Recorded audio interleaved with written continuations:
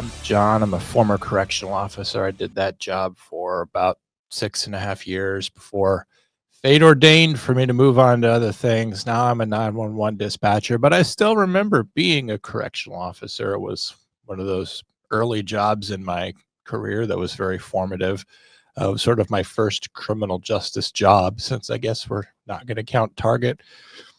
Somehow working at Target, by the way, counted as my internship in college. I always feel like I scammed the college on that one, but they scammed me back because they got $40,000 from me, and then I walked away with very little to show for it. Hopefully, my criminal justice degree makes this podcast better. Something that's actually just sort of been on my mind, and I don't normally think about how the things that are on my mind would make for a good show, but this morning I was scrolling Corrections One looking for stuff, and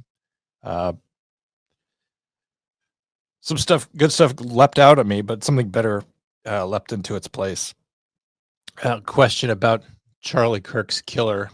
Utah is going to seek the death penalty. Utah has the firing squad. Perhaps the most ironic way that Charlie Kirk's killer could meet his end is at the point of a gun. I think they still do lethal injection too. I don't think that the firing squad is his only option. I could be wrong on that. If Jake were here, I would have him Google that. But I know that firing squad is an option in Utah. And if we're looking for a quick way to do it, that's how we would go about it. But I've always struggled with the death penalty, perhaps more than some conservatives have. And it's probably because of my faith. And Charlie Kirk was somebody who had great faith. And I wonder if we could ask Charlie what he would think about this, if we would want to put his killer to death. And we could ask Erica what she thinks. The prosecutors may end up doing that. I debated whether or not we should just simply let Erica decide whether or not we're going to seek the death penalty. But then I realized, like, this woman's, grief stricken. She's going through the most tragic event of her life. And if she has some sort of compunction about it, why asking her whether or not we would want Erica to put him to death is sort of, in a way, making her responsible. Even if you sort of couch it and say, yeah, the state's going to be the one to make the decision, but we want to know what you think. It is sort of putting an onus on her to decide. But I'm guessing that they did ask her. If Drew were here, he would probably tell you that the state goes to great lengths to talk to and accommodate victims and their wishes in cases like these. My own death penalty experience comes in a way that I've talked about a few times on the show and elsewhere, but my coworker, when I worked at the prison, was murdered in the line of duty in a pretty savage way. And it was on his 63rd birthday too. So, you would wish that the guy had retired the year before, because now he could be retired with his grandkids. And it didn't hurt me as much as it hurt his wife and his kids, his grandkids. But that was sort of back at the time when I had to decide, how do I really feel about the death penalty? Because I worked for the agency that was going to put him to death. And you can try to tell yourself, well, I'm not going to be on the execution team. I'm not going to be the one that goes and gets him from his cell and, takes him into the table and straps him down. But there's a moral complicity if you're going to draw your paycheck from the same place that will kill a guy, right?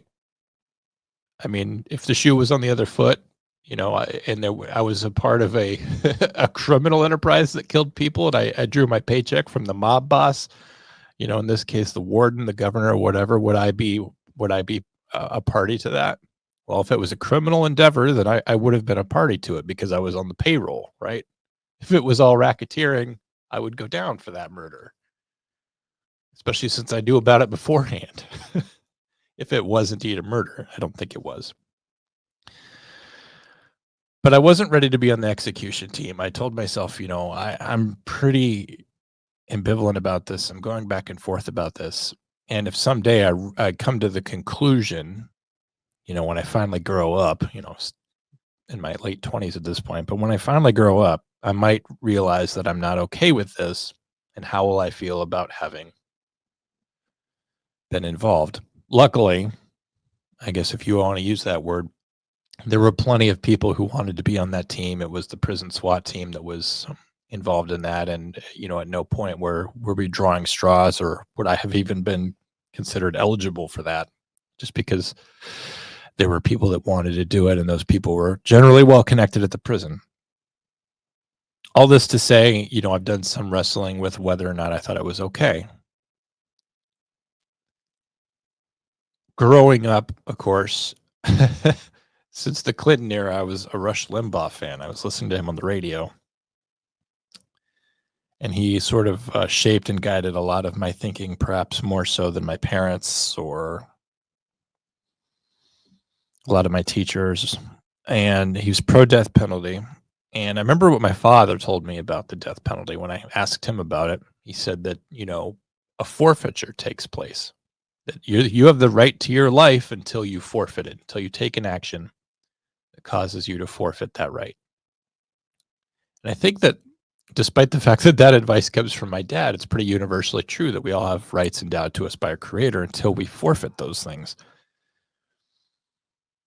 And so now the state of Utah has recognized a forfeiture by the killer of Charlie Kirk, and that we're now in an eye for an eye situation. So I've come across some YouTube shorts of Charlie Kirk talking about the death penalty, and I thought I would play those and maybe debate those politically, practically, religiously. I think there's 3 different kind of views that we can look at it. And by the way, to the audience, if you have a view about what we should do about Charlie Kirk's killer, you're not wrong. Not here to convince you of anything. I just think maybe it's worthwhile to talk about, not because he's worthwhile of necessarily sparing, but I just think this is a really unique situation. And so I put together some Charlie Kirk clips for us to watch, just brief ones. And one of my favorite podcasts is called Fleckus Talks. It's one of these podcasts I was sort of alluding to last week on my Monday show, that it's one of these ones that kind of shows you extreme behavior. They basically troll through TikTok looking at bad behavior, whether it's cringy stuff or examples of urban decay or videos that highlight the migration crisis in this country, or what they call uplifting gold, happy stuff, kids catching big fish, things like that. And there was a take on whether or not we should kill Charlie Kirk's killer. And the take was this.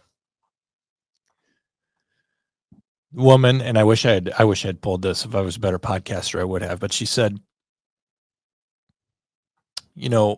Charlie Kirk's killer was already willing to die to do this. He was already willing to be gunned down by police at the scene in order to accomplish this.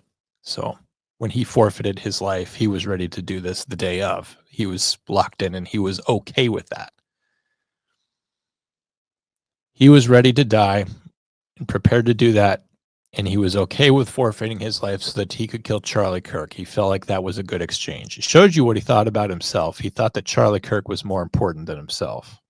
I don't know how you can view yourself as so limited importance that you view like laying down your life to kill somebody else is important. I guess if you're a soldier, it's the same thing. You say yourself as laying down your life for a greater cause, but murdering Charlie Kirk, I don't know how you talk yourself into that as being a greater cause than your own life. But the point is that he did it. So this lady has this take that he was willing to lay down his life at the time that he shot Charlie Kirk. And so we shouldn't give him exactly what he wants. She went on to say this. What we should do is give him a lifelong sentence, have him be in prison for a long time, and force him to watch Charlie Kirk's podcast and listen to his clips and watch his debates, because that would be a punishment befitting someone that murdered Charlie Kirk. And the host of the show, Austin Fletcher, and his co-host is named Richard Ratboy, and I don't think they've ever disclosed what his real last name is, but they didn't like that take. I actually was, I didn't mind that take, other than the fact that it violates the Eighth Amendment against cruel and unusual punishment. It wouldn't be cruel, in my opinion. It would just be unusual, and so you can't force someone to go to prison for life and then watch videos of the person they murdered. So we know that's not going to happen just because it's against the Eighth Amendment. Legal scholars are not going to let that happen. A judge isn't going to let that happen. But then their take on it was they wanted to see a quick and public execution. That the idea of, preserving this guy's life, keeping him alive, and then trying to teach him something is a waste of time, and that we need to go to a swift and public execution. Interestingly, last weekend while I was doing chores, I was listening to the Charlie Kirk show, which has shot up in the ratings as soon as Charlie Kirk's no longer on the show, and the show is about Charlie Kirk. But there was, and I don't remember his name because it was last weekend, but there was almost this moment where, like, the person who's filling in for Charlie almost had a moment where, like, do we air this or not? The person who was talking about Charlie Kirk's killer before he was even located, before he was found, was saying we need to give this guy a brutal and public execution to send a message out there to people who would do the same thing. And I'm listening to this, and I know, like, first of all, you're trying to maintain some kind of moral high ground while everyone's emotions are going all over the place, right? Everyone wants revenge. Everyone wants vengeance for Charlie Kirk before we can even talk about justice. And this talking head is on the show talking about a brutal, cruel public execution, which is, again, in violation of the Eighth Amendment. That's not how we seek justice in this country. We try to do it blindly. We try to do it without sentiments of revenge. And so I guess I started to think about it. Normally stuff I wouldn't think about. Should we kill the murder of Charlie Kirk?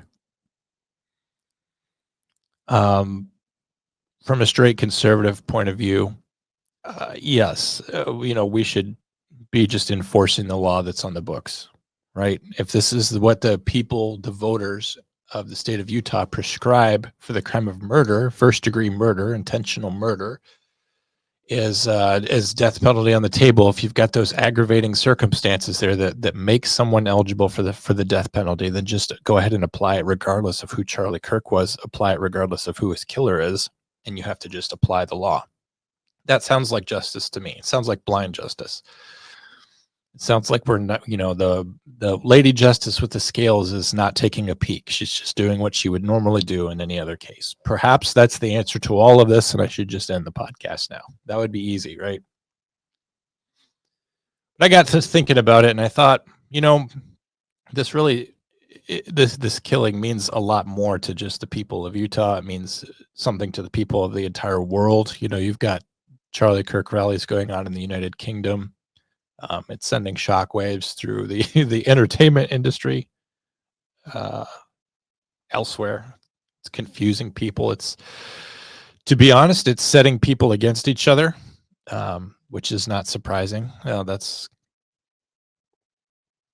what Christianity does, and what faith does, and what values do. And if you have values, that means you're going to come into conflict with people.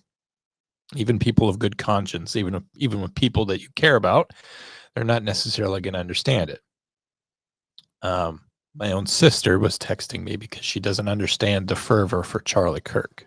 She thinks we're deifying him.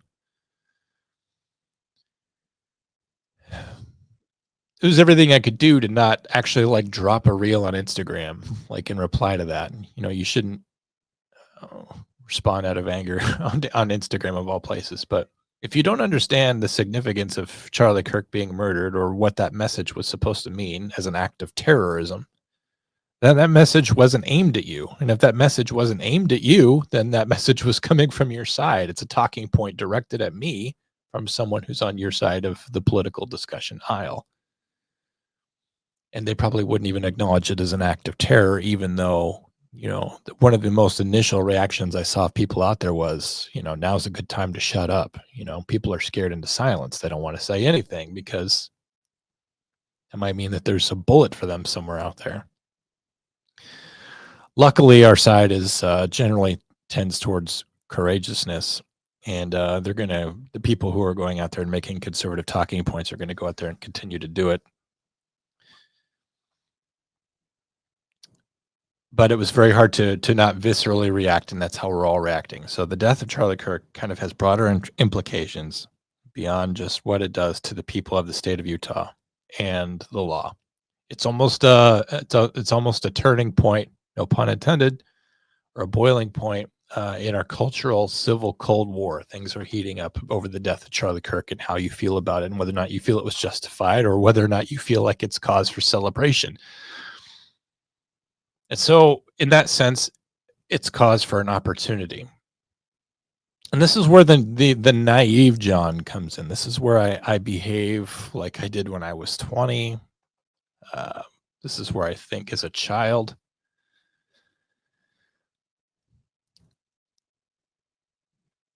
But one of the main tenets of Christianity is this, and this is where Charlie Kirk and I are going to come into conflict as I play some of his clips.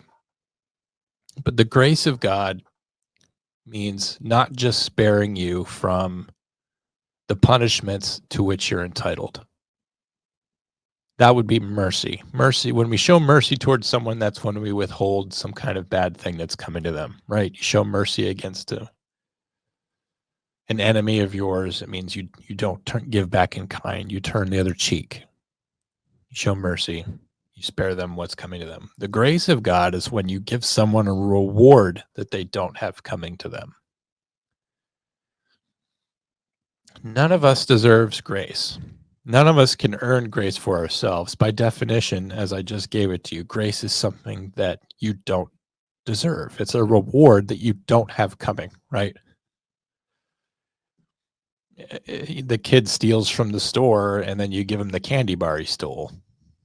I don't know. Maybe that's a specious analogy, but that's the situation, right? You have someone who's guilty, but you're still rewarding him. That's grace. We need the grace of God to go to heaven. We need something that we don't deserve, that we can't give ourselves, and that's grace. So is this an opportunity to show what grace is? I want to take a moment as an aside and say, like, even if we showed Charlie Kirk's killer grace, would that be understood? If we showed him grace and said, we're going to give you life in prison rather than the death penalty, I think our side would react as this. What a fantastic injustice, they would say. That's not justice, that in this case of first-degree murder, of political assassination, that we spared the death penalty, that they would call that injustice rather than grace. Is it because our system is not in a position to grant grace? Probably, no judge and no jury is going to come across as wise and as truly just as God. That's the funny thing about God, is that whatever he does is automatically justice, even when he gives you grace, because God defines what is right and what's wrong, and what is justice. Whatever God does is justice. And as Christians and as people who don't understand God because we're so small and God's so great, it's very hard to understand what God's justice means, because sometimes God's justice means that our loved ones and our friends might be eternally separated from him in the pit of hell, and that causes us quite a bit of grief. You have to trust God, that God knows what he's doing, and that God's doing everything he can to save those people. This is all very heady. You probably have already turned off the podcast if you actually wanted to hear about Charlie Kirk and what I think. But I think it's important that we understand what grace is in a theological sense. And then there's also the practical sense, finally. What would it mean if we spared his killer? Well, a couple of things. I think there's a real downside to killing Charlie Kirk's killer, as I alluded to earlier. Giving him what he wanted always leaves me feeling hollow, to just give them the easy way out. But there's the more practical sense. Even if we give him the death penalty, if he goes through the motions of appeals, that means we're not going to see him be executed until the year 2045, 2050. We're all going to be old and gray, and we're going to have our own grandkids. And someday, We're going to take a pill that's the same thing as watching the news, I guess. And it's going to tell us, oh, yeah, the killer of Charlie Kirk is set to be executed today. And you'd be like, I remember when Charlie Kirk died. Is that going to give us any satisfaction in the year 2050? Maybe. I mean, it might for his kids or his wife. Hopefully, you hope there's some kind of satisfaction built in there. I think it's sort of anticlimactic to wait for that for 20, 25 years.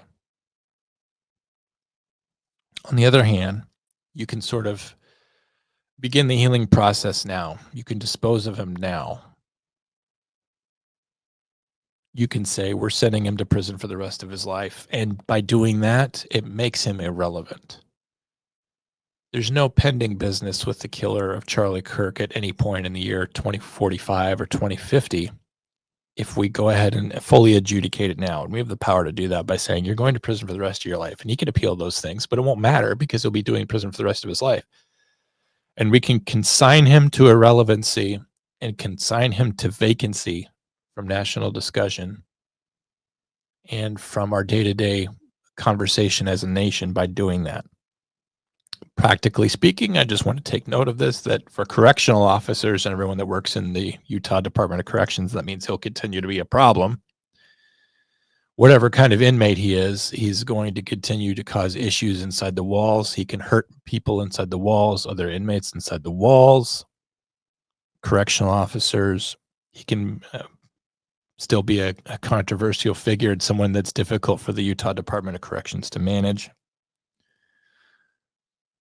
But by withholding the death penalty from him, by giving him some grace, a reward he does not deserve,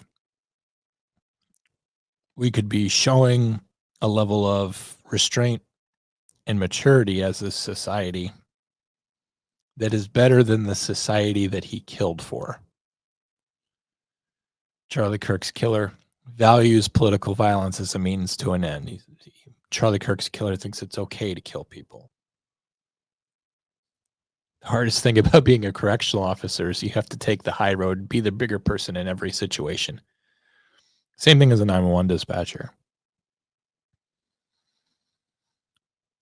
But as a nation, are we able to be the bigger person? Are we able to take the high road? I'm just asking it as a question. I'm not even necessarily proffering that as a course of action because nobody's actually asking me if you can believe that or not. But if we did decide that we were not going to pursue the death penalty against him, which is too late, we're already doing that, we could begin to move on. We could begin to heal. We could say that this guy is not relevant to the rest of our lives. He doesn't have to shape and define the rest of our lives. But we're in a unique position here because although murder happens every day in this country, even premeditated murder, we're in a unique position where we can hear from Charlie Kirk about what he thinks about the death penalty. So I'm going to take a few minutes to play a few short clips from him. There's only 4 and they're just YouTube shorts, so they're very short. He's going to talk about being pro-death penalty. But what's interesting to me, as I strangely come into conflict with this guy that shares so many of my beliefs, is that he talks about the death penalty in every context except avenging his own death, because of course he could not conceive that, and we don't think about the death penalty and whether or not we would want it to be applied to someone who killed us. And he didn't necessarily see that coming. No one ever asked him the question directly, so far as I know. I think if anyone had ever asked him, hey, if someone ever assassinated you, would you want them to be put to death? I think that clip would be viral right now. I think we all would see it, and I wouldn't have any reason to do it on the show.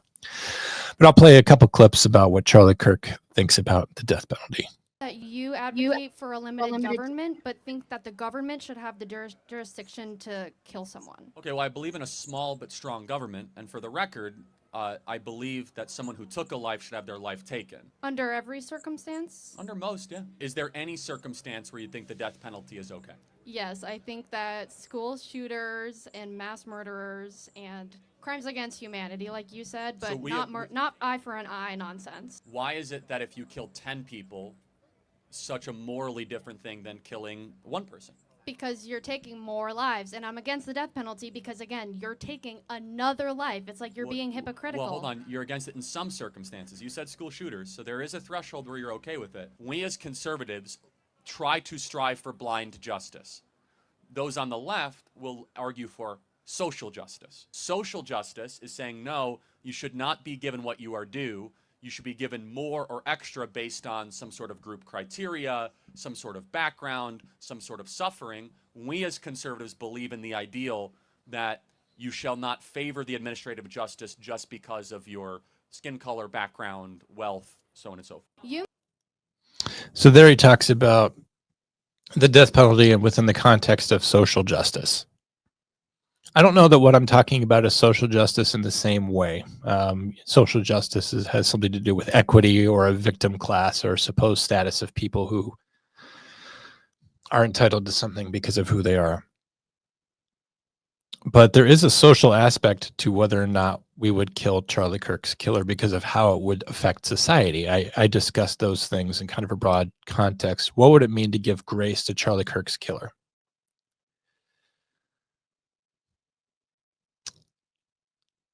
It kind of comes down to that classic question we asked in Intro to Criminal Justice. Is the death penalty a deterrent?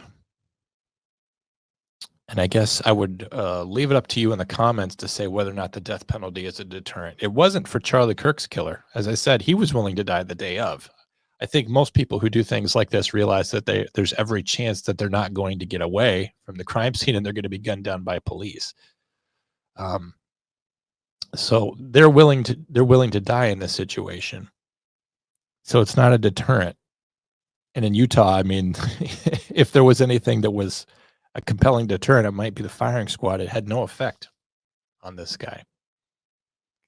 So what is the social ramification of granting grace? What's the social ramification of killing him? It's an interesting question. There is a justifiable biblical verse section in context where you could justify the death penalty. I mean, you do know it's the only verse repeated, the only law repeated in all 5 books of the Torah. You know the 5 books of the Torah? Yeah, Genesis, Exodus, Leviticus, Numbers, and then Deuteronomy. Yeah, there you go. Yeah. The only law that's repeated in all 5 books is that you shall give the death penalty if you take a life. So why do you know better than God? Okay, that's great. That's not man. Yeah. God said, if a life is taken, you shall take the life. So why is your opinion above God's own teaching to his people? Yeah, I don't think. So that's a good question, and he phrased it the exact right way. He says it somewhat confrontationally. What makes you know better than God? This is the question you have to ask yourself or ask anyone else whenever they challenge a part of the Bible. When someone says to you, well, I agree with some parts of the Bible, but I don't agree with the other parts of the Bible. The entire Bible is the inspired word of God. That's what we as Christians believe. And the Bible, of course, is going to be offensive to the world. The Bible, in its teachings and its law, convicts all of us, right? The law, everything that he's talking about in the Torah, particularly Deuteronomy, I believe that means second law. And the 10 Commandments, from the book of Exodus.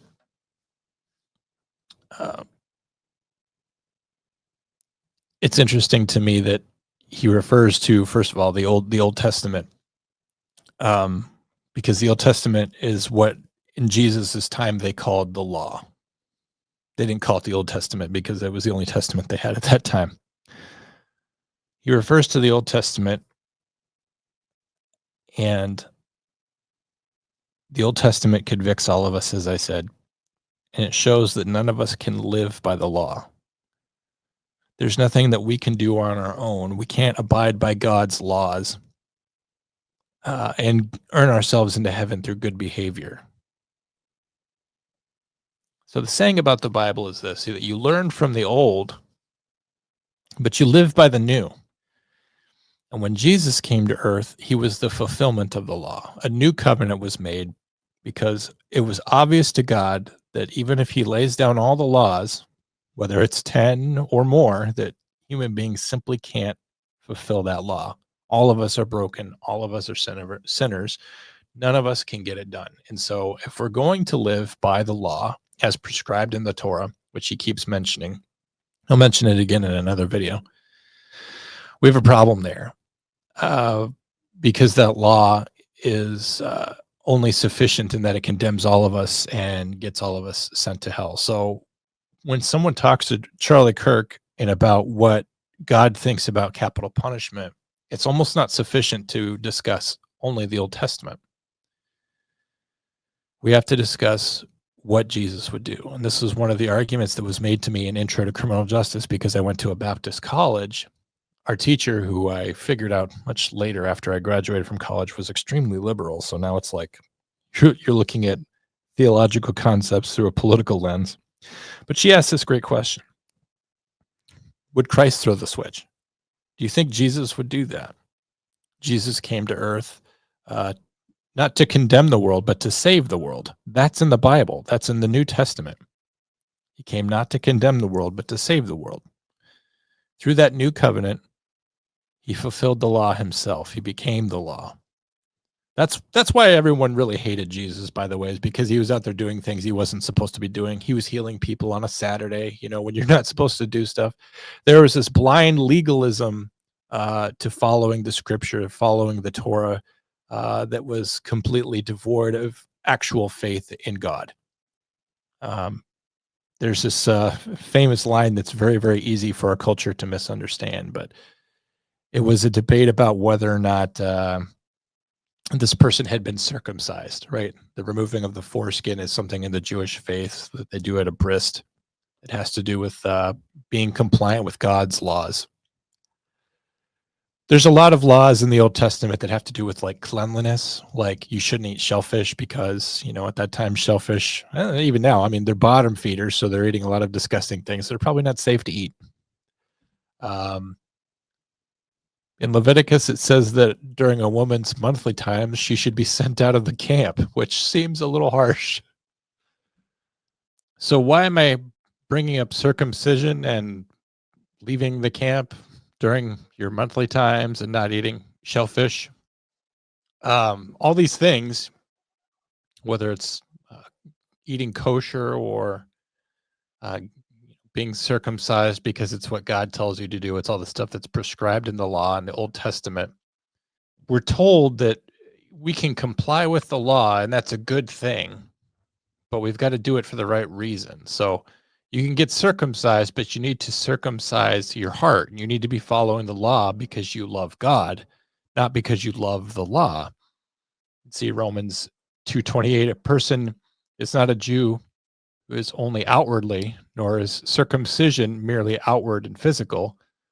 A person who is a Jew who is one who is inwardly, and circumcision is circumcision of the heart by the Spirit, not by the written code. So a person's praise is not from other people, but from God. So this is confusing. I get how circumcision is going to be one of those things. It's such a massive cultural difference between society in the Middle East 2,000 years ago and today. But the point of this is to say that when we follow God's laws, we do it because we love God, not because we love the law. And if we love God, what does that tell us? Well, it's not just an eye for an eye. And if you take a life, you should expect your life to be taken. It's a little bit more complicated than that.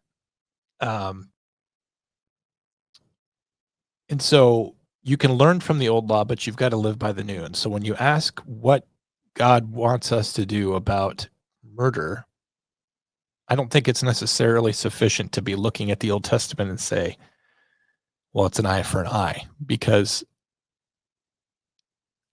if that's sufficient, then why is there a New Testament? Why did Christ come to earth? He came here to shake things up, to reshape the paradigm, and to give us a new law. And I'm not sure that that new law necessarily would prescribe the death penalty for the killer of Charlie Kirk. And I believe that this next clip or the one after it will actually discuss some of the New Testament. Death penalty and also be pro-life. Pretend she was pregnant, okay, and there was an unborn human being in utero. And let's pretend he is on death row for murdering 5 people. there's a difference. That baby did nothing wrong in utero. He used his agency to go kill 5 other people. And as a Christian, the only law that is repeated in all 5 books of the Torah is that if you kill a life, if you take a life, your life will be taken. Can I counter? Yeah, so please. Paul killed Christians before he wrote 13 books of the Bible. So how do we? Well, yeah, I mean, Handle he obviously repented and gave his life to Christ and became a super amazing disciple. I take a life, your life should be taken. But making a moral equivalency of an unborn baby that has done nothing wrong, which, by the way, we have no problem slaughtering, right? I do. Well, no, I'm saying as a country, right? We over 1.5 million a year, and then we say, oh, well, this guy who burned an entire house down and killed 5 people, you know, we need to feel sorry for them. Penalty should only be used very rarely. How can you believe in the death penalty? So that was sort of the death penalty versus abortion debate, which I think is always a specious analogy. I think Charlie Kirk did nail it when he said, well, there's a difference between the agency of an unborn child in utero versus someone who decides to go out and use the moral agency that God gave them to commit acts of evil on the earth. I think that's easy to understand. I don't even know why that confuses some people. But there was some deflection there by Charlie Kirk, because this college kid quite wisely says, well, you know, Paul, when he was called Saul before God came into his life, he was out there persecuting Christians. And Paul wrote 13 books of the Bible. He wrote the majority of the New Testament, letters to the early church. He wasn't even someone who was in Jesus's orbit while Jesus was on earth. He wasn't one of the 12 disciples. He was there after Christ ascended. And Charlie kind of deflects and says, you're right. Well, you know, he repented and he came before God and did these amazing things. I'm not saying the killer of Charlie Kirk is about to do any kind of turnabout and be someone as influential over the church as Paul was. Paul pretty much defines what modern Christianity is, because he was such a prolific writer, much more so than Matthew, Mark, Luke, or John. So there's a little bit of deflection there. Paul's a perfect example of a mass murderer who was forgiven by Christ, and not only was not imprisoned for that, for his past crimes of murder, but went out and did great things for God in the world. I want to pause just to say that, like, that doesn't mean that, like, you can get down on your knees and repent to Christ, and then we're going to open up the door to the jail cell and you can walk out. Like, there's no Christian that believes that. Maybe like one guy, like a fringe guy. We believe in earthly consequences, right? We believe that the stuff that you do here on earth matters. Of course it does. That's why you're here, is to do things of consequence, to use the agency that God gave you to either fulfill God's will or to stand athwart it, to do things for yourself. So there's consequences for the things that you do. Okay, so we want consequences for Charlie Kirk's killer. But it seems to me, if there's different consequences for Paul other than simply having him put to death, eye for an eye, it would seem to invalidate at some extent this Torah-based philosophy of, if you kill someone, you automatically have the death penalty coming for you. As I said, Jesus fulfills the law. He creates a new covenant. He creates a new law for us. And it was Christ who said, turn the other cheek. That was a new higher standard, that not only do you not repay them in kind, but that you give them better. You give them that grace. The idea of Christ-like grace is what came to us in the New Testament. And I don't hear Charlie Kirk talking about that a lot. And maybe he was a younger guy than me, and maybe he would have an excellent way of debating me right now that I just wish that we could have. I would love to talk to Charlie Kirk about this. If only I was so lucky. I'm going to play one more clip, and then we'll move on from talking about that. Is that correct? Pro. One thing that irritates me about liberals is they'll say things like, yeah, we're pro-choice, but then when it comes to like vaccinations and my body, my choice, suddenly they're not so pro-choice anymore. I feel like conservatives do the same thing, but on the pro-life side, What do you think my answer is? because they did something bad. Well, yeah. But if life and is the- and the- invaluable, then why do you well, not consider well, it valuable throughout the whole lifespan, not just the beginning? Because you believe in putting criminals in jail, right? Yes, Which is a taking of their rights. not their life. Their whole life is completely changed. So I guess it's also an Right. insult to the victim, isn't it? Saying that your life doesn't matter so much that your murderer can keep on living, but you yourself aren't living. It's actually devalues the value of the victim, or the victims, actually, in a lot of times. God repeated in all 5 books of the Torah, you take a life, your life will be taken. To the consistency argument, if there is a baby here, in the womb, that baby has done nothing wrong. Whereas a guy who went and shot up a school did a lot wrong. And so the only answer is to say, we value human life so much that you don't get to keep on living if you take a precious human life. It's actually an explicitly pro-life position because it's honoring the dead and honoring the victim so much that it's not just one to be discarded. It's not just a clump of cells. Because they're like, it's just a bunch of clump of cells that got shot up at a school. It doesn't really matter. Go put him in a jail. Where we say, no, that's a life you took, and you don't get to keep on having breath if you go take another precious human life. You are So again, the argument's kind of phrased through the lens of abortion, but he talks about a precious victim and what it means to let someone off the hook. Does it devalue the victim? If we decided not to kill Charlie Kirk's murderer, if we decided not to put him to death, would that devalue Charlie Kirk?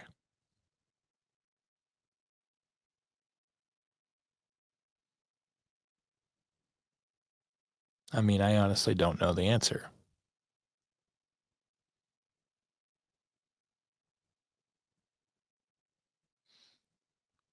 I'll conclude with these thoughts that the Charlie Kirk that we could talk to on Earth certainly seems to have his mind made up about the death penalty. And he probably agrees with a lot of the listeners and with me, ironically, because I'm pro death penalty in the same way that Charlie Kirk is.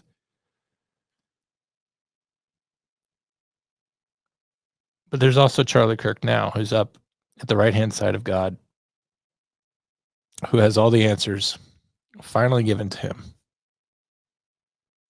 And this is what was said in my church last Sunday, is that if Charlie Kirk's murderer repents, gives his life to God in prison, which frequently happens.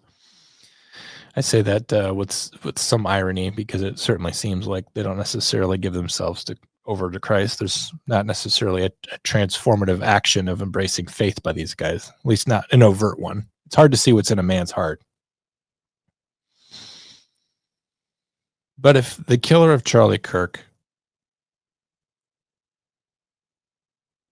embraces Christ as his Lord and Savior and repents of his sins, I mean, that's it. He gets to go to heaven. That's something that's so hard for Christians to understand because we want justice. We want God's justice to look like our version of justice. We want God's justice to look like American justice. And for some reason, we think that God is more easily fooled than we are. Because if this guy who killed Charlie Kirk suddenly, had a press conference, wrote a letter, wrote a book, saying that he's sorry for killing Charlie Kirk and he's come to the light and he accepts Christ as his Savior and all this, all of us would be very bitter about it. And what's ironic is that maybe not ironic at all, but there's actually precedent for this in the Bible. Jake talked about us once on the show about how Jonah was sent to Nineveh. This is in the book of Jonah. It's very easy for you to find. God told him to go to Nineveh, which was in Syria, which is basically at a time Assyria was a big terrorist nation. This is the kind of country where someone's going to break into your house and chop off your legs and laugh at you while you hemorrhage to death. It's a pretty bad place. Syria has always been a bad place. God wants him to go to Nineveh, where the Assyrians are. Really, really bad place to go, and tell them about the goodness of God. And he gets there, and he does, by way of ship, they throw him overboard because he's making God angry and causing a storm, and a fish eats him, throws him up on the beach. which we all take as literal, if you can believe that or not. I've met Christians who don't believe that story is true, and then it's like, well, what's not true to you? But he goes there and he tells everyone, listen, if you guys don't stop doing this stuff, the judgment of God is going to come down on here. And when it hits, it's going to be the shitstorm of all time. And if I had this in front of me, I would read this to you. But Jonah is so effective that everyone repents of their evil ways, comes to God. Even the animals are sorry. It literally says that in the book, that even the animals are sorry for the wickedness that they've done, whatever that means. Does it mean that the dog's sorry for pooping on the rug? I guess. I mean, that's kind of what I'm going through this morning because Dana had an accident, but that's literally the situation. So he goes over there to warn everyone that if you don't get right with God, God's going to wipe you out. And you know what? They all got right with God. And Jonah was so pissed about it. He was so pissed because he's going around and trying to convince everyone of the wrath of God and that it's going to come down and do all this. But because he was effective and got everyone changed over, it was like he was almost blue-balled on the way. He didn't get to see the wrath of God. He didn't get to see God's wrath done on the earth. He didn't get to see the fulfillment of everything that he was talking about over however long he was there come true. There was a part of Jonah that wanted to be proven right because he wanted justice on earth.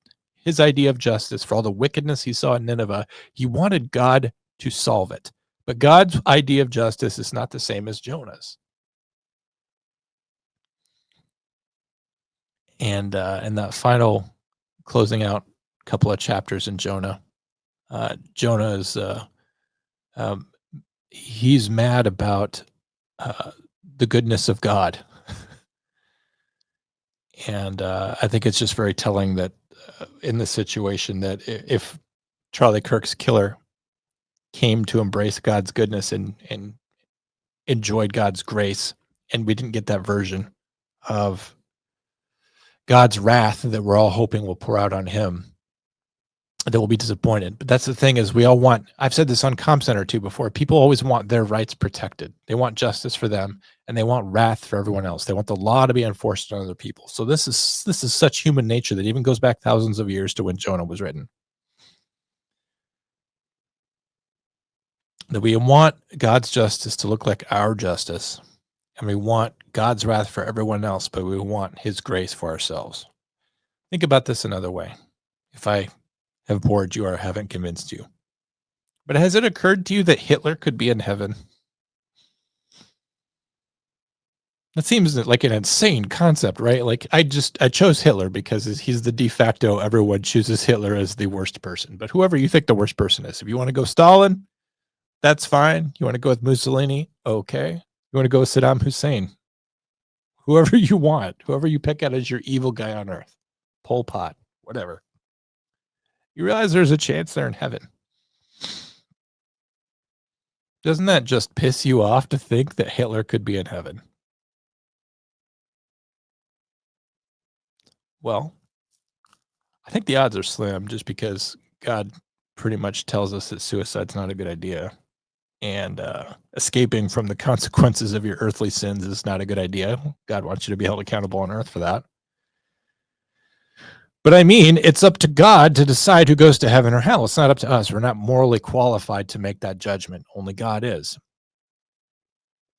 And so Charlie Kirk's killer could come about and find his way into heaven, and he could be embraced by Charlie Kirk, who would have a complete and full understanding of what God's justice is, and not a conservative brand of justice or an American brand of justice, but true justice as God defines it.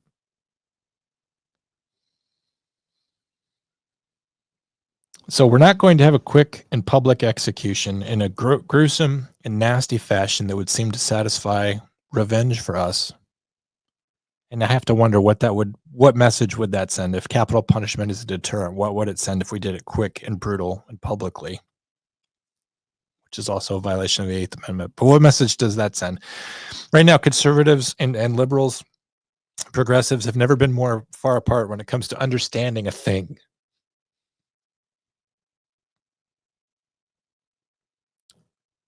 From my vantage point, it seems like a progressive person is more upset about Jimmy Kimmel losing his talk show than he is about Charlie Kirk losing his life. And progressives can't understand why we're deifying Charlie Kirk to this insane level. You know, he was more famous in death than he was in life. They don't understand this idea of martyrdom, either religious or secular, dying for a cause, inspiring people in death, but in the right way. We've never been further apart. But I guess I just want to put it out to you. Does your feelings about Charlie Kirk change the way that you think about the death penalty? Does it reaffirm what you think about the death penalty? This could be a case where you're totally opposite from me, where everything that you think about the death penalty is only rightfully affirmed, and that the words of Charlie Kirk, hearing him cry out from the grave, "Avenge me," or "Do right by me," or call for the earthly consequences that both our law and God's law prescribe? Or do you want to take some kind of high road and be better than the other people, be better than the expectations you have? I think if we grant grace here on earth, I don't think that that's going to disappoint God. I think whatever consequences are in store for Charlie Kirk's killer are coming. Ironically, we don't know what those are because he can repent, he can come to God, and he can be given the grace that none of us are due. Doesn't that make you mad? Jonah?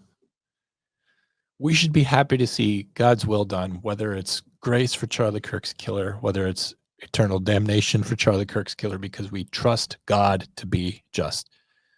Our own system's flawed. Our own system sees OJ get away. Our own system sees Karen Reed get away. Our own system sees people who are in jail or in prison who don't deserve to be there. Our own system sees people who are let out of prison 14 times, see someone walk free in society, and slash a woman on a bus. Our system doesn't work. I'm not saying give up on the system, otherwise, the show's over and I don't get to do Comm Center, and you just get to be a completely anarchistic hypocrite, I guess. So we have to have some kind of system, but we have to trust God's system to work. And ultimately, for that reason, if we do place trust in God, maybe it doesn't really matter what we do with Charlie Kirk's killer, because God will do justice, and we have to trust God to do that justice. So what's fair? What do we have to do on behalf of Charlie Kirk? What do we have to do for him as a victim? What do we have to do for his family? What would they want?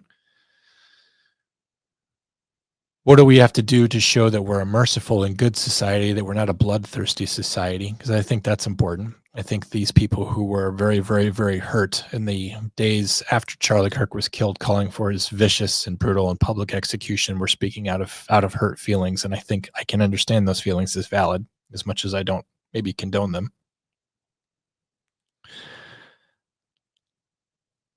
Is it right to kill him 5 years from now if he waives all those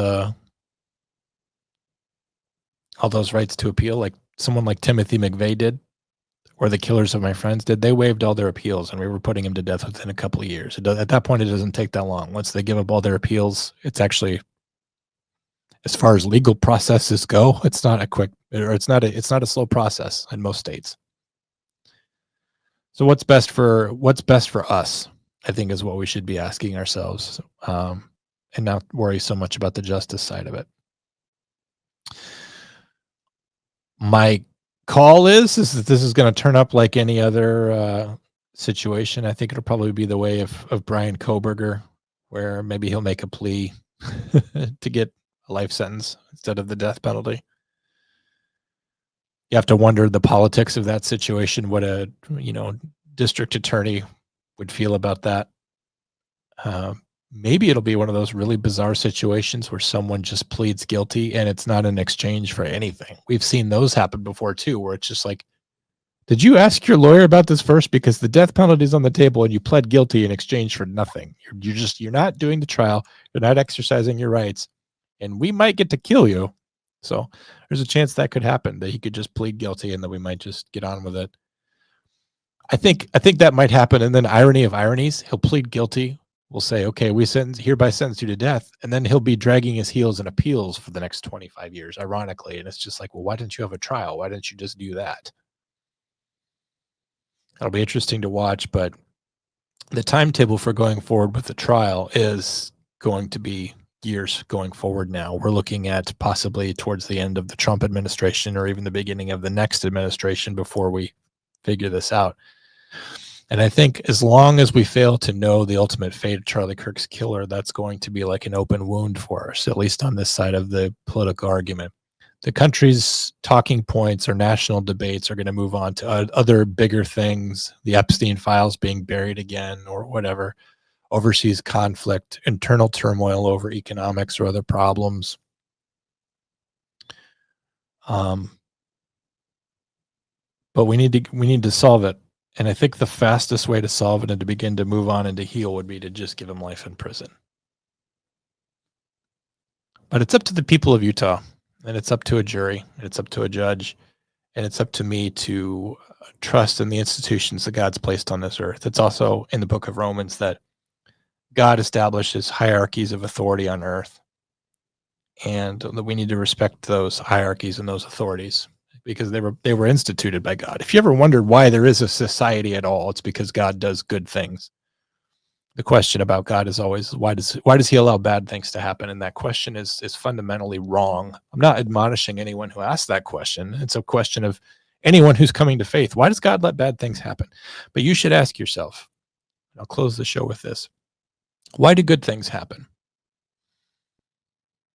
And when you look at yourself and when you say, why did this happen to me? Why did this bad thing happen to me? I didn't deserve this. I didn't deserve this. I didn't deserve to get fired. I didn't deserve to be to have my wife leave me. I didn't deserve to have my dog die. I didn't deserve to be in this car accident. I didn't deserve for this big bill to come my way. I didn't deserve to be sued. I didn't deserve for my house to burn down. I didn't deserve for my children to die. I want you to look at your life right now, especially if your life is good. And I want you to ask yourself, what did you do to deserve those good things? Seriously ask yourself that. Did you deserve anything? Did you do anything to deserve the good things in your life? People always will stop and complain. What did I do to deserve this bad thing? But look at something good in your life and ask yourself, what did you do to deserve the good thing? And ask, not why does God let bad things happen, but why does God make good things happen on earth?